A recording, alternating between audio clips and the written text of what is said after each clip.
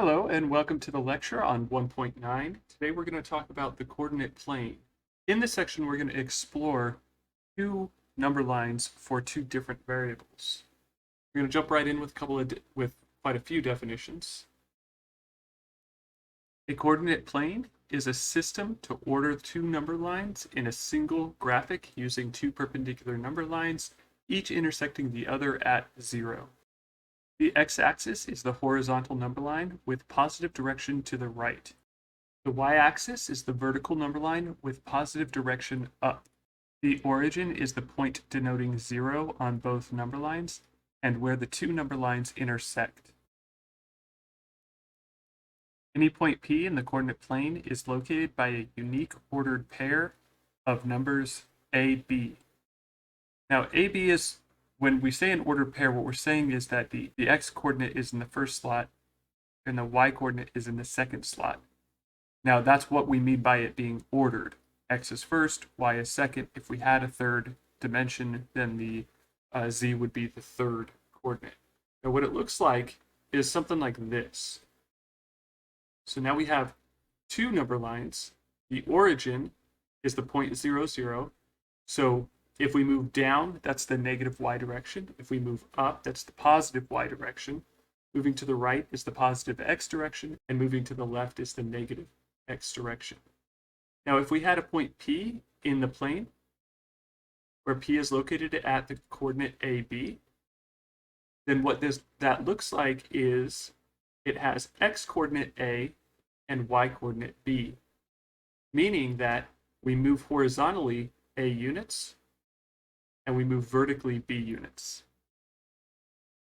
So we move horizontally from the origin A units and vertically from the origin B units. So both, we move over A and up B. And we end up at P. Now what that means though is that this distance here is A and this distance is B, which is exactly what these two numbers represent. So when we get into some actual examples, other than the general case like we have here, you're going to see actual numbers here instead of just letters. The ordered pair is a combination of two values, the first of which is the x-coordinate and the second is the y-coordinate. That's what I was talking about just a second ago. Your A is the first coordinate. It's the first one in the list of numbers. So it's the x-coordinate. The second one in the list of numbers is the y-coordinate. Okay, let's go ahead and get into an example here so that we know what we're talking about a little bit better. So example, plot the points A, 3, 1, B, -2, 4, and C, -1, -2. So what we're looking for here is how to actually plot these on the coordinate axes. This is called the coordinate plane. You could also call them the coordinate axes. This is the x-coordinate axis, this is the y-coordinate axis, also called the Cartesian coordinates. There's a lot of names for this. Rectangular coordinates. So our A is 3, 1. So our x-coordinate of A is 3 and our y-coordinate is 1. That means we move horizontally 3 units. Now 3 is positive, which means we're moving to the right.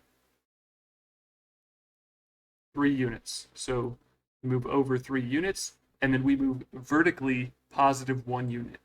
Now, +1 vertically means we go up, because up is the positive direction. So from this location, we move up 1 unit, and we plot our point A. Now notice that this number here is 3. This distance is 3 units. For some reason, sometimes students don't grasp this concept all that well. I'm just referencing it here just in case. In coordinate B, we're moving horizontally -2 units and vertically 4 units. So now we don't move to the right, we move to the left 2 units because our x-coordinate is negative. So we go 1, 2. And then we move vertically +4 units. So we go up 4. Let me draw out some tick marks, 2, 3, 4. So we move left 2 because it's a -2, 1, 2, and we move up 4. 1, 2, 3, 4. So our point is going to go right here. This is point B. Now point C, -1, -2, means we move in the horizontal direction, -1 units, and in the vertical direction, -2 units. -1, -2. This is point C.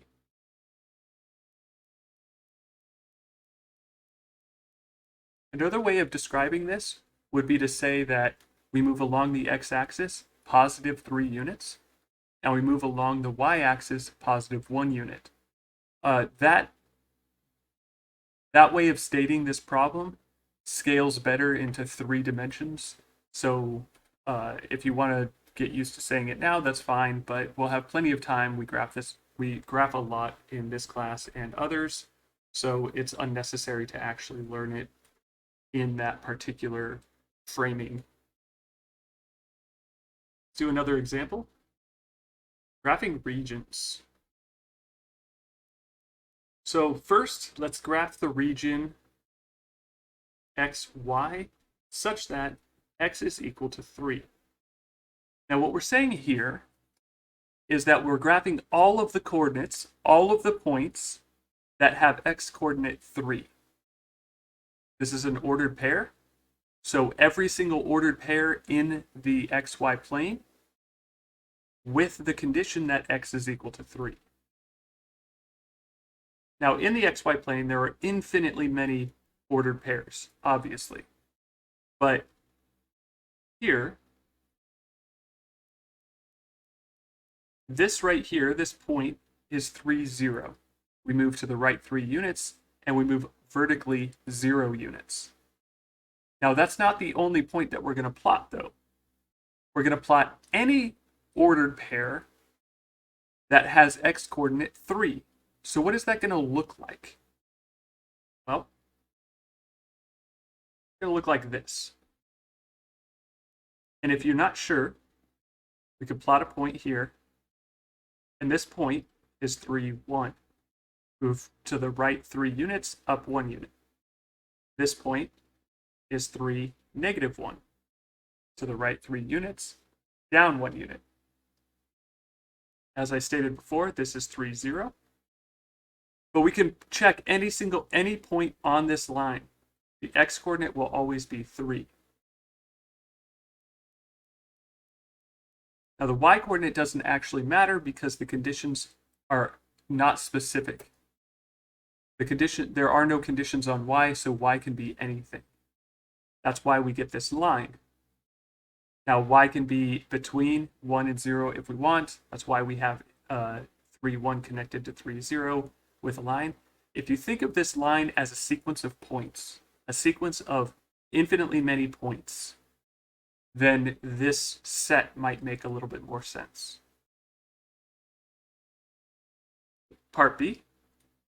Now let's graph the ordered pair x, y with the condition that y is less than -2. So this one's a little bit trickier because now we have an inequality. We don't have equality like we have here where it's x equals 3. Now that we have y is less than -2. So here, what we're saying is that the maximum value that y can take is going to be -2, but we can't actually reach -2. So let's look for where y is equal to -2 because that will be a bound on our points. Well, y is -2 when we move down 2 units. Okay. Now, since there's no conditions on x can be anything, so we actually get a line here. But it's not a solid line. And the reason it's not solid is because y cannot actually equal -2. Y is strictly less than -2. So to denote this graphically, what we do is we draw a dotted line to say that this is the boundary on the points, but this boundary is not included within the set. Now we look for any point that has a y value less than -2. So note that that's infinitely many y values because it can be anything that is less than -2. Also, x can be anything. So is this point going to be in this set? Well, here's y equals -2. This would be about y is equal to -4. This would be -4, -4. Is this point going to be in our set? Well, is the y value less than -2? It is, so it's going to be in our set. Now we can check any point below this line, and you'll see that it falls within the set. It satisfies the conditions that are outlined within the set notation, set builder notation. So what we end up doing is we shade all of this side of the line because every single point below the line satisfies these conditions. Try one. Graph the region, the set of points x, y, such that the absolute value of x is less than 2. So this one is a bit tricky, but I'll leave this one up to you. All right, the next thing that we're going to talk about is the distance formula.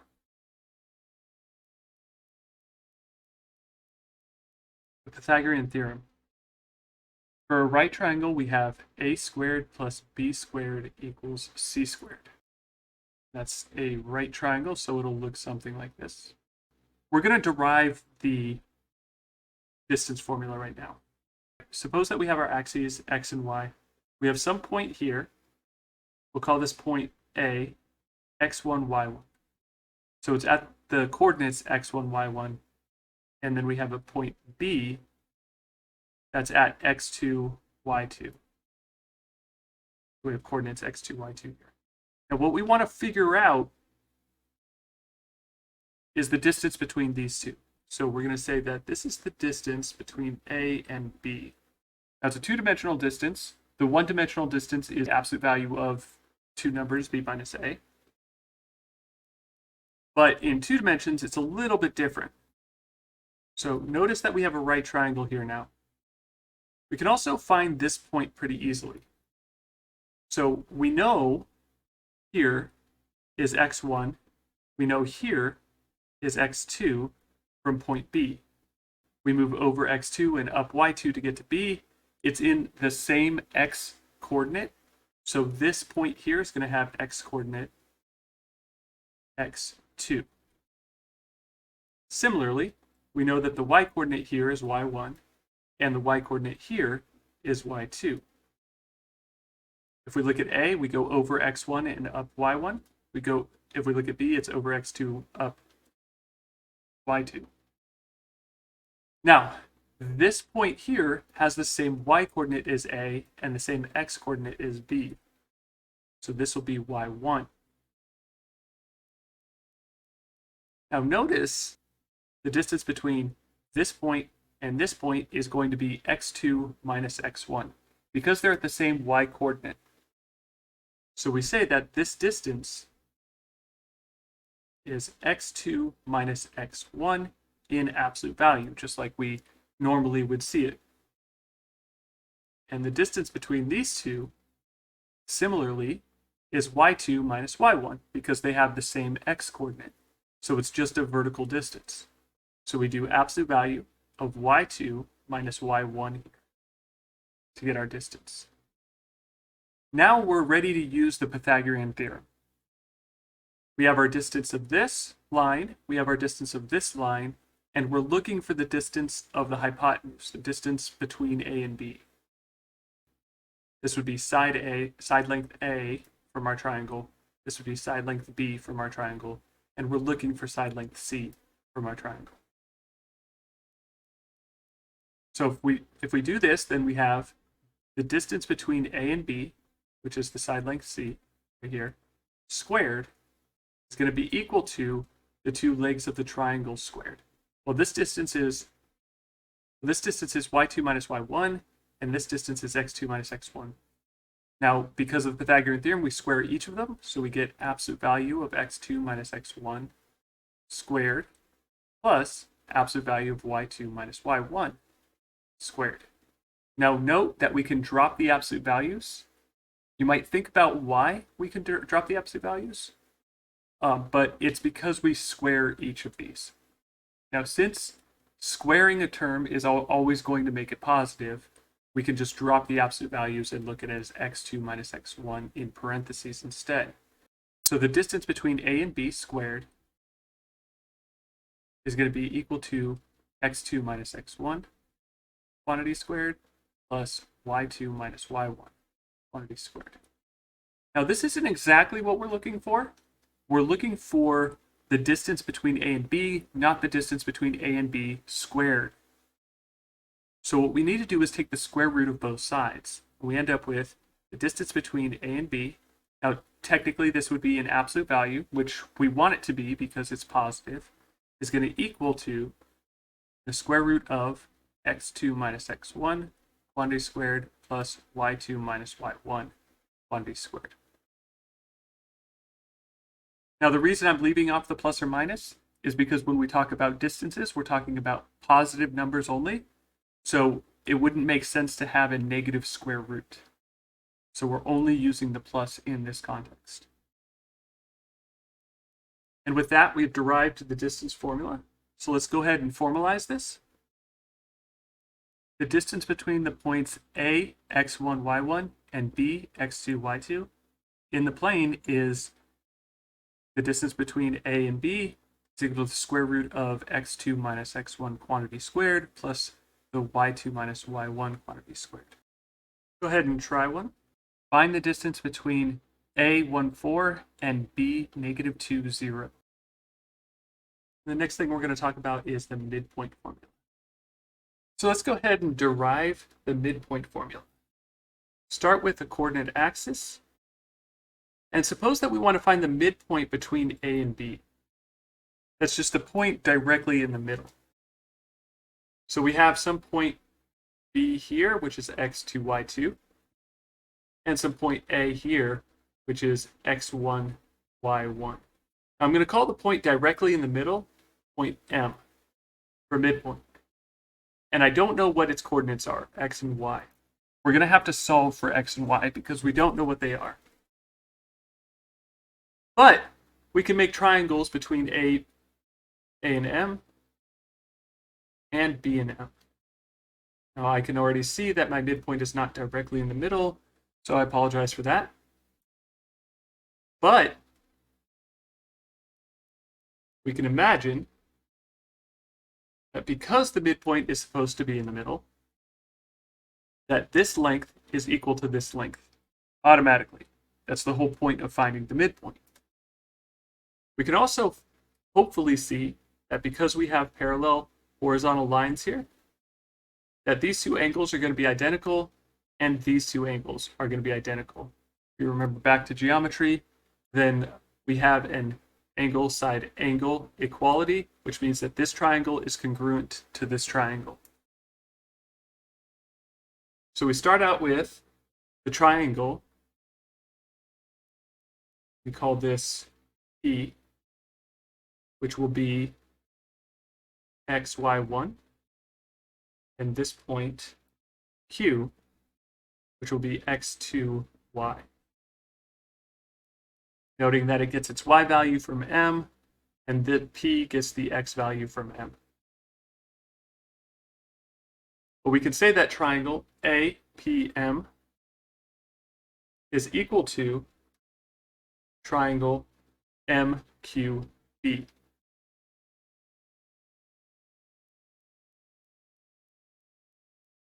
These two triangles are congruent. What this implies is that the distance between Q and M is going to be equal to the distance between P and A because the two triangles are equal. The bottom side is going to be the same length. So the distance between Q and M is x2 minus x. So we have x2 minus x is going to equal the distance between P and A, which is going to be x minus x1.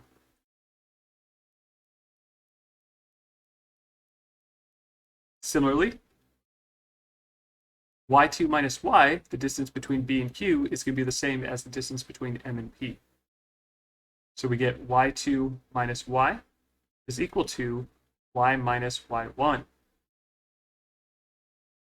Now, if we solve both of these for x, what we're going to end up doing is adding our x over, adding our x1 over, and then divide both sides by 2. And we end up with x is equal to x1 plus x2 divided by 2.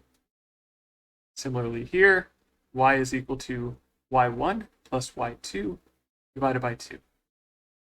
And this is what we wanted to find. Something like this, where we solve for x, solve for y, where x1, x2, y1, and y2 are all known, because they would be points that are given in the problem. So what we're saying here is that the midpoint is going to be x1 plus x2 over 2, y1 plus y2 over 2. Now, hopefully this makes sense to you. This formula should be pretty intuitive, considering that we're just taking the average of the x's and the average of the y's respectively. Let's go ahead and formalize this. The midpoint of the line segment from point A, x1, y1 to point B, x2, y2 is point M, x1 plus x2 divided by 2, y1 plus y2 divided by 2.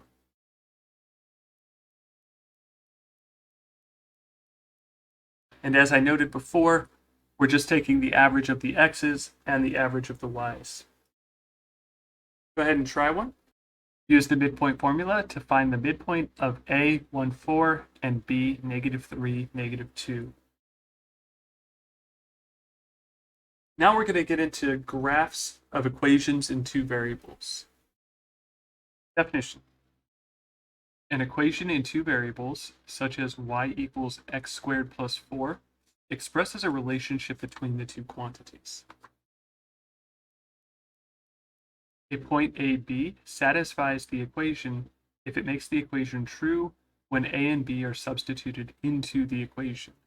Now, this is very similar to previous sections when you substitute a value x into an equation and it makes it true. That means that that value is a part of the solution set. Similarly here, substituting in values making an equation true means that it is a solution to the equation. But in this case, we have two values. We have an x and a y. So we're substituting not only an x in, but also a y. I'll give you an example of what I'm talking about here. Which points satisfy the equation? Y equals x squared plus 1. A, 1, 2, B, -2, 2, C, -1, 4, and D, 2, 5. All we're going to do is plug in the x and y coordinate into the corresponding variables in the equation. All the first coordinates, remember, are the x coordinates, so they'll be plugged into the x variable. All the second coordinates are the y coordinates, so they'll be plugged into the y variable. So if we plug in 1 for x and 2 for y, then we get, for A, 2 equals 1 squared plus 1. Is this a true equation? Yes, 1 squared plus 1 is 2. So A satisfies the equation, and thus will be on the curve. B. We plug in -2 for x and 2 for y. So does 2 equal -2 quantity squared plus 1? Well, -2 squared is 4, and 4 plus 1 is 5, so this actually does not satisfy the equation. So this is not a part of the solution set here. See? We plug in -1 for x and 4 for y. So if we plug -1 for x, we get a -1 quantity squared plus 1, and a 4 for y, we get 4. This also does not satisfy. -1 squared is equal to 1, and 1 plus 1 is 2, not 4. So this does not satisfy, and thus is not a part of the solution set. Now we plug in 5 for y, and 2 for x. So 2 squared is 4, and 4 plus 1 is 5, so this actually does satisfy the equation. So the points A and D are parts of the solution set, and thus are contained in the graph y equals x squared plus 1. Now we're about to get into graphing. The graph of an equation in x and y is the set of all points x, y in the coordinate plane that satisfy the equation. So as I was saying before, since D and A satisfy this equation, they'll be contained in the graph because they're contained in the set of points that satisfy the equation. C and B will not be contained in the graph because they don't satisfy the equation. Let's do an example here. Sketching by plotting. Now, throughout the semester, we're going to talk about graphing a lot, and we'll get into different methods. But to start out, we're just going to plot a few values and determine what points are on the graph by plotting points. So suppose that we have the equation 2x minus y is equal to 1. What I'm going to do first is solve for y, and I'm going to show you y in a second, but if we add our y to the other side and subtract 1 from each side, then we get that y is equal to 2x minus 1. Then what I'm going to do is make a chart over here where I'm going to choose my variable x, and I'm going to find the corresponding y value that makes the equation true. Now remember, these two equations are true. Now remember, these two equations are the same. They're different forms of the same equation. They have the same solution set. All I did was add y over and subtract 1, which, if you remember from the properties in previous sections, that doesn't change the solution set of the problem. So it's an equivalent equation. So here what I'm going to do is say, you know what? I'm going to start out with an easy x. I'm going to say x is equal to 0. Now, if x is equal to 0, then in our equation, y equals 2x minus 1, we would have this. Y equals 2 times 0 minus 1. And we end up with negative 1 for our y value. Now, what this is saying is that if my x value is 0, the corresponding y value that makes the equation true is negative 1. So the coordinate 0, negative 1 is contained within the graph. Now let's try another pretty easy x and say x is equal to 1. We do a similar process here. If x is equal to 1, then we have y is equal to 2 times 1 minus 1, which of course is 2 minus 1, so we just get 1 here. If x is 1, then y equaling 1 makes the equation true. So we have the coordinate 1, 1 that also satisfies the equation. I'm going to do one more just for practice. If x is equal to 2, then we have y equals 2 times 2 minus 1. And 4 minus 1 is 3, so we have the coordinate 2, 3 that satisfies the equation. Now, if we plot these in the xy plane, then we get something that looks like this. I'm plotting the points 0, negative 1, 1, 1, and 2, 3, because they all satisfy the equation. So 0, negative 1 means I move horizontally 0 values, and I move in the negative direction 1 unit vertically. So 0, negative 1 ends up right here. Now 1, 1 means I move 1 in the positive x direction and 1 in the positive y direction. So 1, 1 will put me here. Similarly, 2, 3 means that we move 2 in the positive x direction and 3 in the positive y direction. So 1, 2, and we get this line as our graph. So this is a graph of the equation 2x minus y equals 1, or equivalently, y equals 2x minus 1. Again, these are equivalent equations, so they'll create the same graph. Go ahead and try one now. Graph the equation y equals absolute value of x minus 1 by plotting points. We'll do one more example just to show you a nonlinear curve, or a curve that's not a line. Y equals x squared plus 1. And we're going to do the same thing with just a t-chart here. We're going to choose our x value and we're going to solve for our y value by plugging our x value into the equation. So if x is equal to -2, we plug in a -2 here. We get -2 squared plus 1. -2 squared is 4, and 4 plus 1 is 5. So our y value, our corresponding y value that satisfies the equation is 5. So again, the point -2, 5 is on the curve. We'll do -1, 0, 1, and 2 also. So if I plug in -1 for x, -1 squared is 1, 1 plus 1 is 2. Plug in 0, 0 squared plus 1 is 1. Plug in 1, 1 squared is 1, and 1 plus 1 is 2. And plug in 2, 2 squared is 4, and 4 plus 1 is 5. So these 5 coordinates,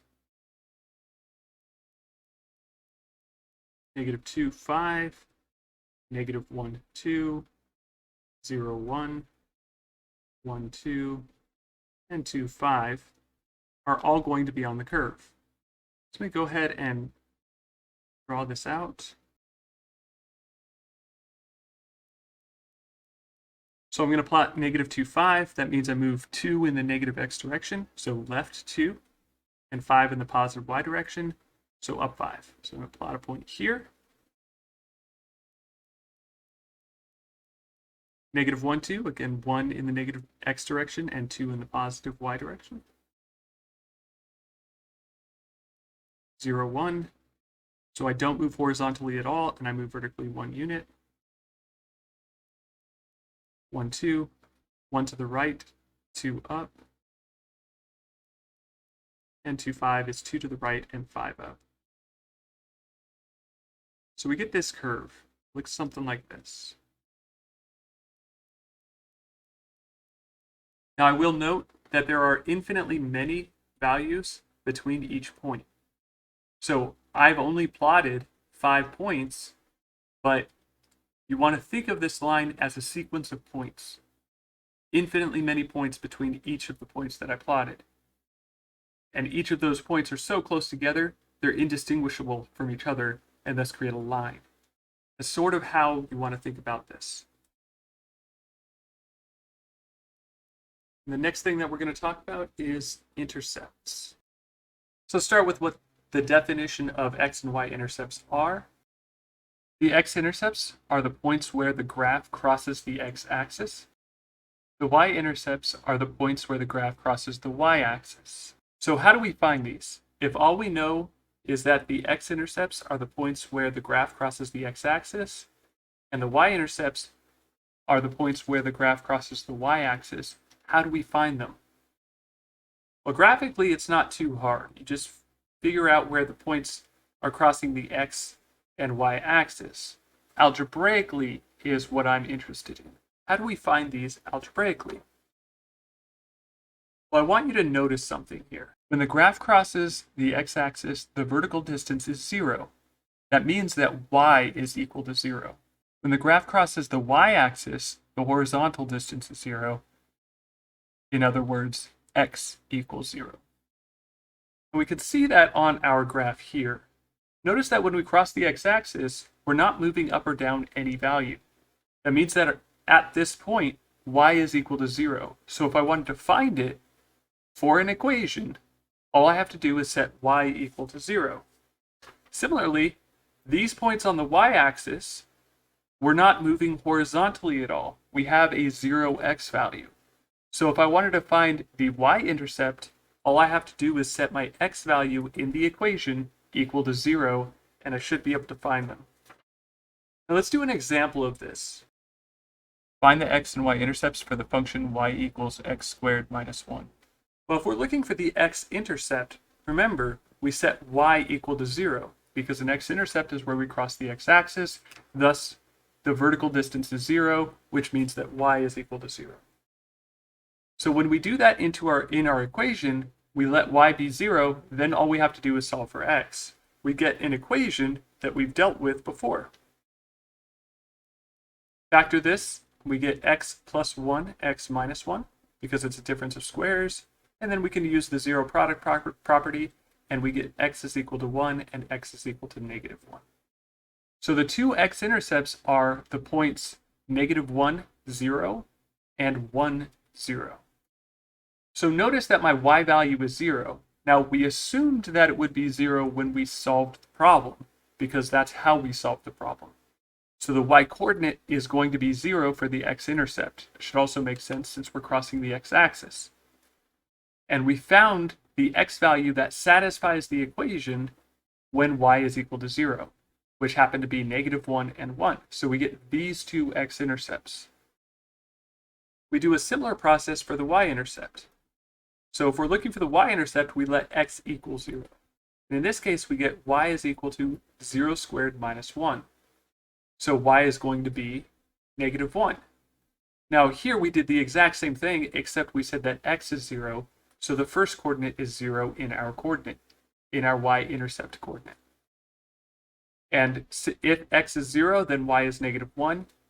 That's what satisfies the equation. Thus, this is the point where we cross the y-axis. Try one. Find the x and y intercepts for the equation x squared divided by 9 plus y squared divided by 4 equals 1. Should be able to do a step-by-step process from what I did in the previous example and get your solution. Now the next topic we're going to talk about is circles. We're going to start by deriving the equation of the circle. First, let's recall the distance formula, DAB, is equal to the square root of x2 minus x1 quantity squared plus y2 minus y1 quantity squared. A circle is the set of points equidistant from a single point C called the center. The coordinates of C are going to be HK. Now this is just common notation, HK. You're going to want to use this notation. When you move forward in mathematics, HK will be the coordinates for the center for a lot of things. So let's say that we have a circle. We have our center here. And again, the center is at HK. Now, the distance from the center to any point on the circle is going to be R, the radius of the circle. What that means is that we can uniquely define a circle based on the center and the distance R. Basically, the center is where the circle is in the plane, and R is how big the circle is. So let's put an arbitrary point here, call it P, and we'll say that it is x, y, because this is what we're looking for. We're looking for the x and y coordinates of all the points on the circle. So we're trying to figure out an equation so that we can relate our x and our y values. So we have an arbitrary point P, x, y. Now this point has distance r from the center, HK. What that means is the distance between P and C is equal to r, which is the square root of x minus h quantity squared plus y minus k quantity squared. Now I will note that this only gives us part of the circle because we have the square root and a positive sign out front, not the negative. But if we square both sides, then we get the entire circle. So the relationship that is a circle is x minus h squared plus y minus k squared is equal to r squared, where r is the radius and hk is the center.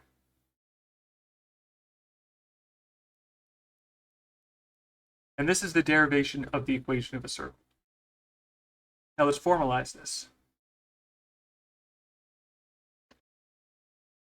An equation of the circle with the center hk and radius r is x minus h quantity squared plus y minus k quantity squared equals r squared. This is called the standard form of the equation of a circle. If the center of the circle is at the origin, 0, 0, then the equation reduces to x squared plus y squared equals r squared. This is actually just a special case of this when hk is 0, 0, as I stated here. Let's go ahead and do an example. Graph the equation of the circle.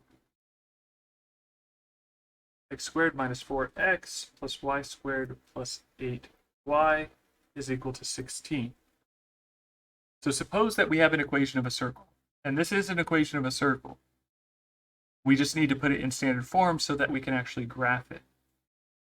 Now, this is where completing the square comes into play in practice. Because we have an x squared term and an x term, and a y squared term and a y term, we can actually complete the square for the x's and the y's separately. So I'm going to do that. X squared minus 4x plus, I'm going to leave a space here, plus y squared plus 8y plus, leave a space here as well, and I am equal to 16. So what goes here and what goes here? Well, if you remember, when we complete the square, you divide b by 2 and then square it. So negative 4 divided by 2 is negative 2, and negative 2 squared is 4. So we add 4 here. Similarly, if we divide 8 by 2, we get 4, and then we square 4, we get 16. So I need to add 16 here. You have to be careful. Do not forget to add your 4 and 16 to both sides. Note here that if I add 4 to the left side and not the right side, then I'm changing the equation. I'm making it unbalanced. Now, if you recall the completing the square's full process, this actually factors down into x minus 2 quantity squared plus y plus 4 quantity squared is equal to 16 plus 4 is 20 plus 16 is 36. So we have this. Now our center is going to be 2, negative 4. And you might think to yourself, why is the 4 negative and the 2 positive?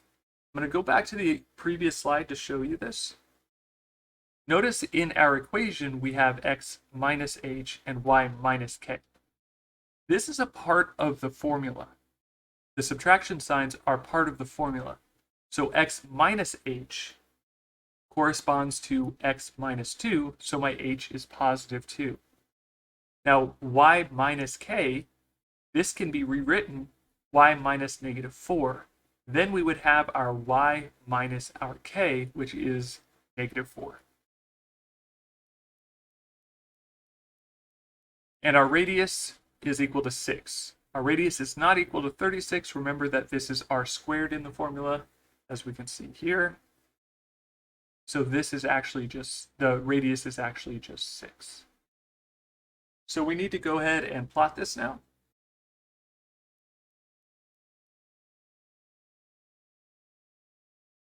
We plot our center first. So 2, negative 4. We move to the right 2, down 4. So 1, 2, 1, 2, 3, 4. Our center is going to be plot here. Now our radius is 6, so we're going to move away from our center 6 units in every direction, up, down, left, and right.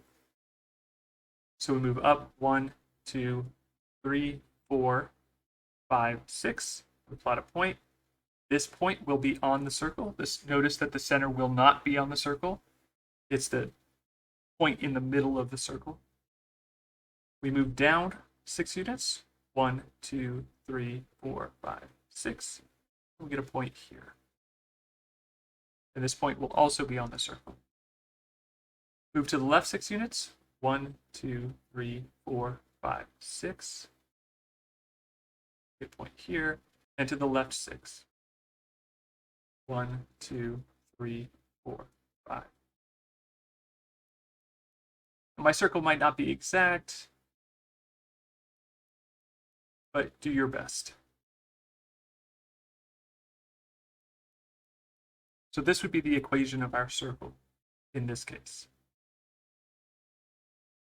Now I want you to try one. Slightly different type of problem. Instead of trying to graph the circle, I want you to find the standard equation of the circle.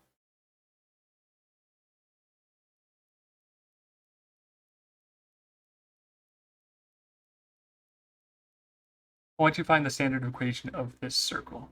So the standard equation needs two things. It needs the radius and it needs the center. You need to find the center and find the radius and then plug them into the equation.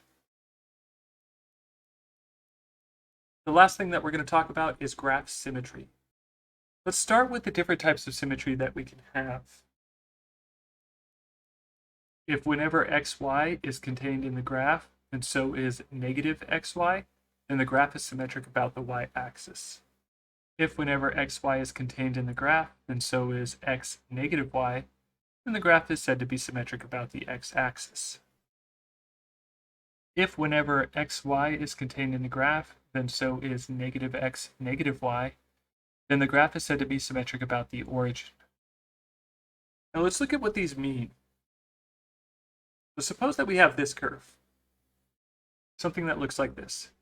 And if xy is on the graph, if xy being on the graph implies, which means that if xy being on the graph means that negative xy is also on the graph, then what we're saying is that we have the mirror image of this point also on the graph. So this graph would end up being symmetric about the y-axis because this would be true for every single xy. So no matter what point I could pick a point over here, I could pick a point over here, then the mirror image is also over here, which is negative x, y. So if this was a different point xy, say, then the mirror image would be negative xy here. Or if we had a xy here, then the mirror image would be negative xy here. Similarly, if we have a curve that looks like this, and if xy being on the curve means that x negative y is also on the curve, then we get symmetry about the x-axis, because this is the mirror image of this point over the x-axis. It's just the negative version of the y. So suppose this would be our y. This would then be the exact same distance, but below the x-axis. So it would be negative y.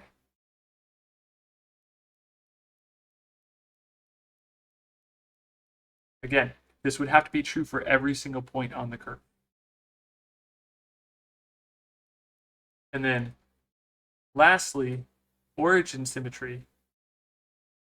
Origin symmetry would be like reflecting it over the y and then over the x. So we would get something that looks like this. And again, if a point xy is on the graph, means that negative x negative y is on the graph, then this x distance and this y distance are both negated. So this would be x, which would mean that this is negative x here, and this being y would mean that this is negative y.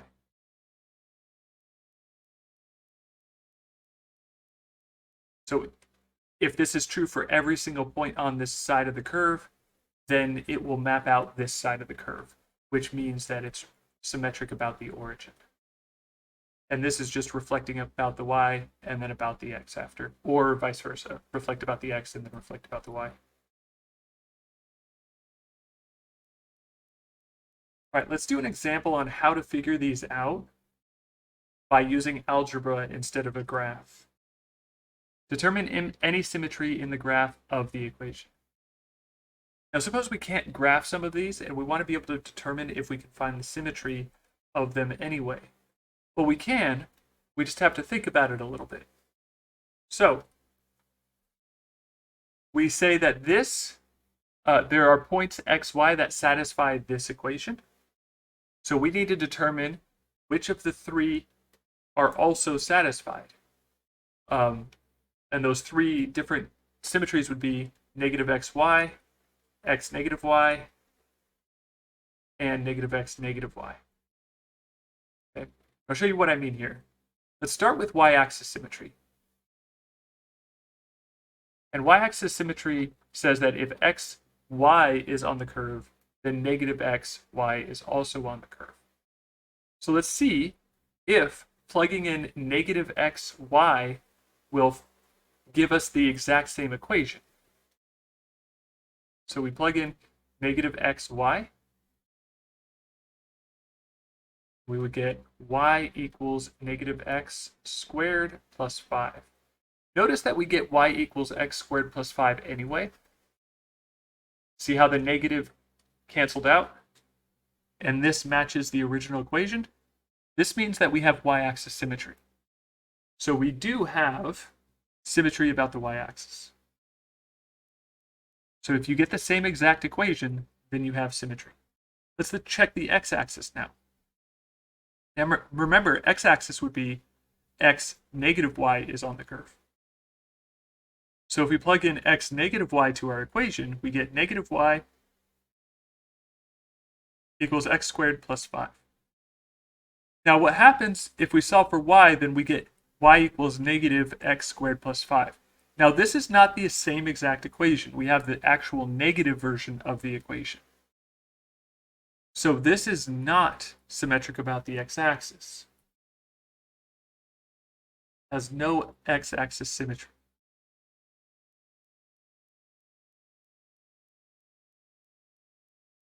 Now for the origin, we do negative x, negative y, and we plug that in and see. So we plug in a negative y equals negative x squared plus 5. And we see that we get a similar, we get actually the exact same thing as when we plugged in just negative y. So this is actually not going to have origin symmetry either. It only has y-axis symmetry.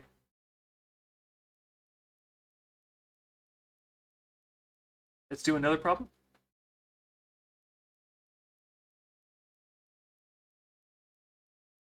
And see if we can see if we have any symmetry here. So we'll check with y-axis first.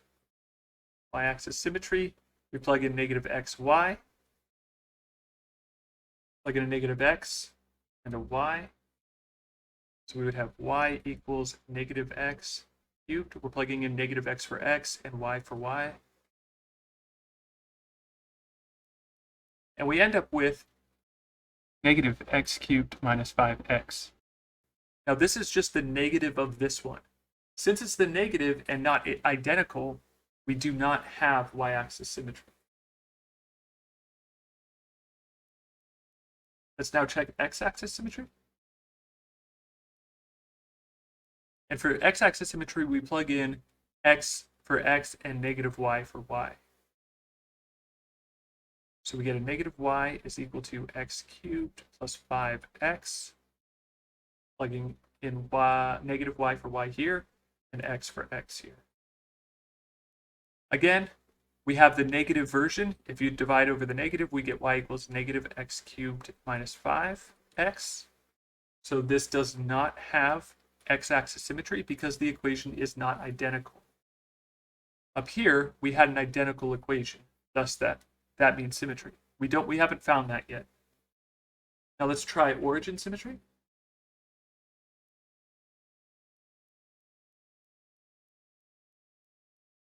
This one should work out. Plug in negative y for y and a negative x for x. And we end up with negative y is equal to negative x cubed minus 5x. And then multiply both sides by a negative, and we get y equals x cubed plus 5x. Notice that we have an identical equation, the exact same equation. What this means is that if we have a point xy that's on this curve, then negative x, negative y is also on the curve because it also satisfies the equation. So we do have origin symmetry. I want you to try one.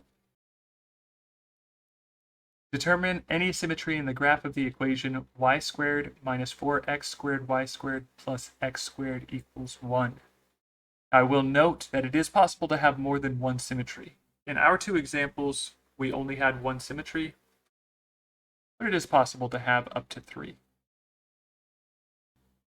That's going to be it for this class. I will see you all in the next lecture.